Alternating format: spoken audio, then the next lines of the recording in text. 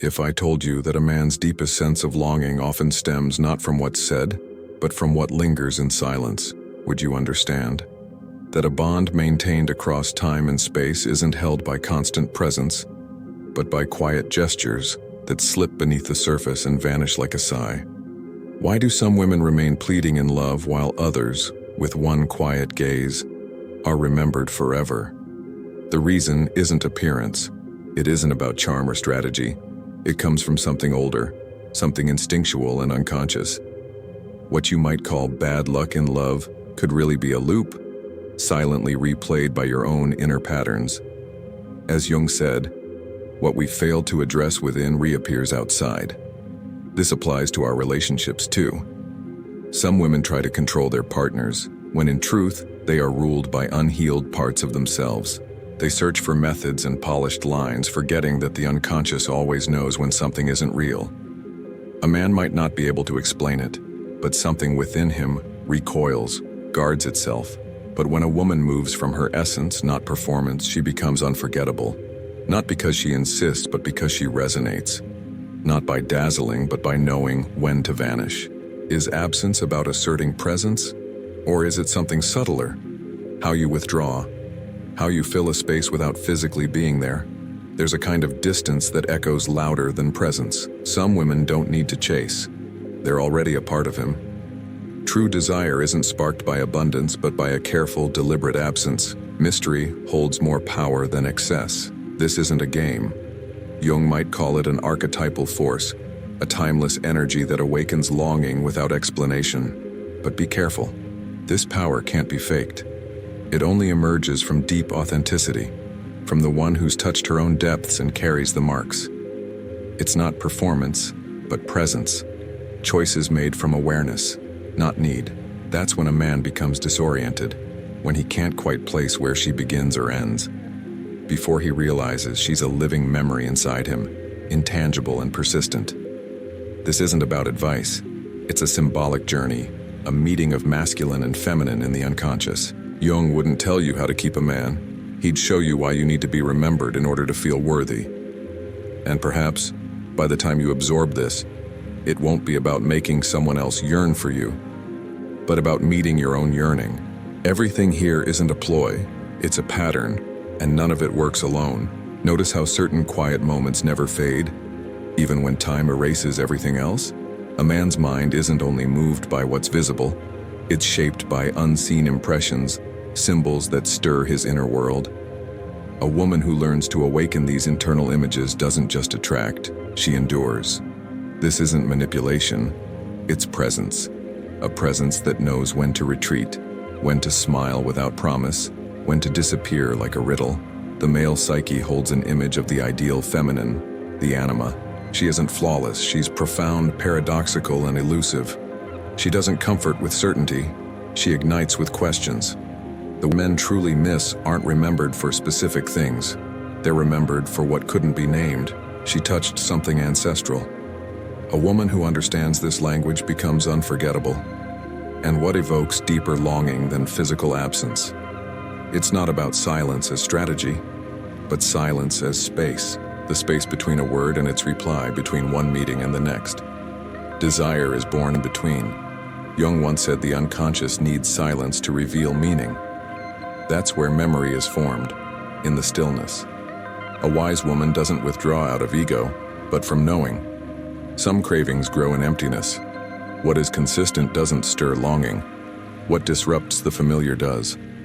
A woman who interrupts the predictable writes herself into memory.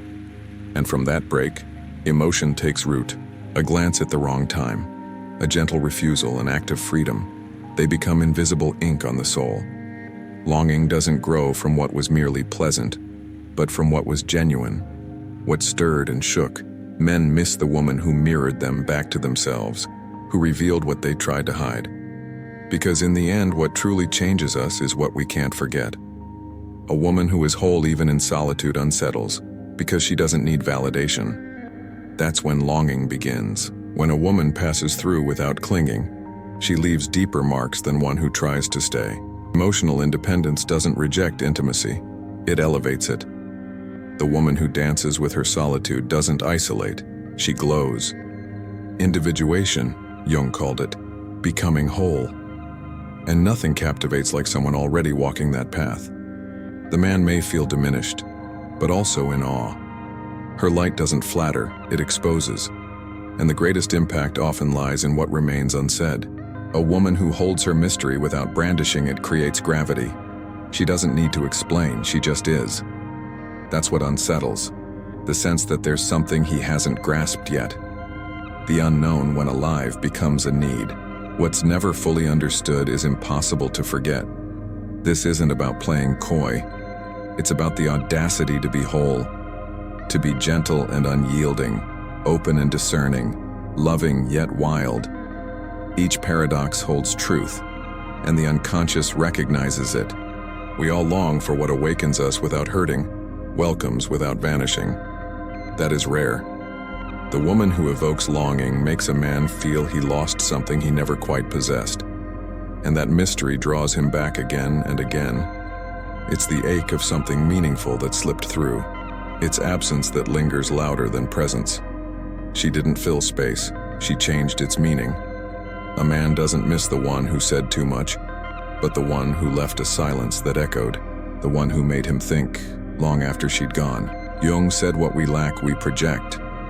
Some women become mirrors of what a man has yet to claim in himself. She doesn't compete, she simply reflects. Her essence doesn't clamor, it resonates. Like the scent of incense in a room now empty, her memory stays.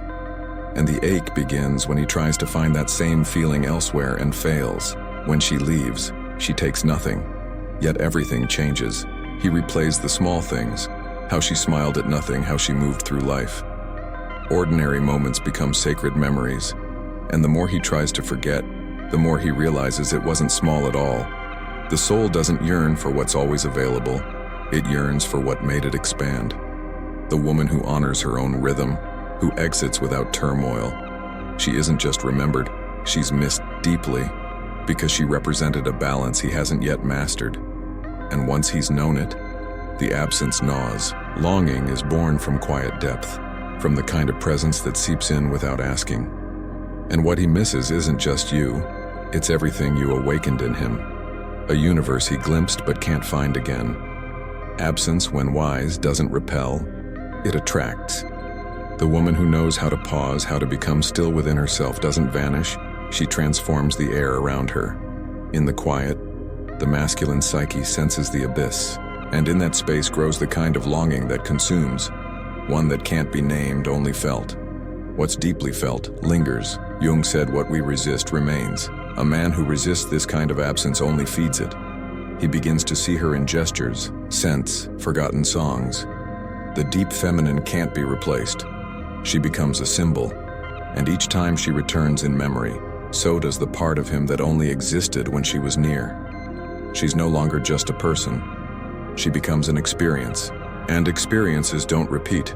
That realization that something precious slipped away not by accident but by misunderstanding is the cruelest. And it never arrives on time. It appears when it's too late. A woman who walks lightly yet roots deeply holds a quiet power. She doesn't leave noise behind. She leaves a vibration. It hums in the emptiness. Because some people leave longing, but others leave silence. And silence can only be filled by awareness. Your real power was never in what you gave. It was in who you were. When she departs, she doesn't just leave behind space. She leaves a mirror. And not every man is ready to look. The most piercing kind of longing isn't for the one who pleased. It's for the one who transformed. When a woman ignites her own soul, she doesn't attract, she calls. Her energy doesn't ask, it compels. And the man who finds and loses her doesn't miss her. He misses himself when he was with her. Jung reminds us, the other always awakens what sleeps inside. That's why some women feel like fate. They reawaken forgotten versions of us. There comes a time when it's not the body he misses. It's the silence between the words, the way she looked, not at him, but into him. That can't be taught. That's the longing that lasts. Real desire is the echo of a soul that's been stirred.